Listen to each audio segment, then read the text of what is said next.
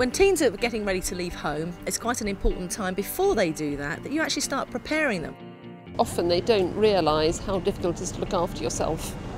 I reckon I can wash, I can clean, I can cook, do you know what I mean? I can fend for myself. I'm not worried about moving out, I already have the skills and I'm just waiting to move into a house. Help my mum, cleaning, cooking, doing the shopping, paying the bills. So yeah, I did have all those skills before I moved out. If you guide them and show them and explain to them simply, then you're actually empowering them with life skills that they can have forever.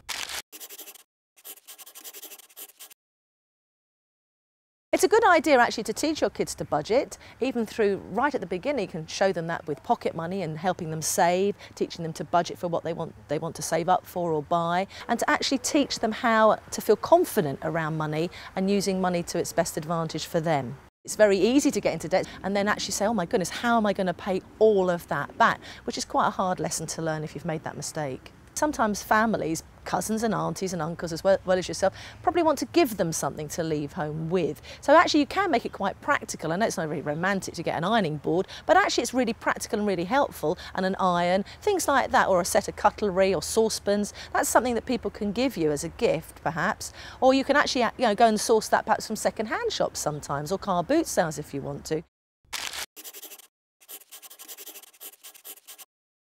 It's very easy to sort of teach kids to cook, and to cook simply, but not necessarily just rely on the microwave or go in to get a ready-made meal.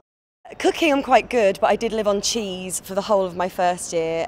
Fried cheese sandwiches and pizzas especially, and I put on 1.5 stones. Teach them simple food like cooking a pasta, cooking chilli, or cooking a Sunday roast with vegetables, thinking about fruit. So keep it simple, but empower them, don't rescue them. I knew how to cook. Helping out around the house, that was another story. It was like on the 4th time I got nagged, yes, okay, I'll do the dishes, Mum. Never used the washing machine.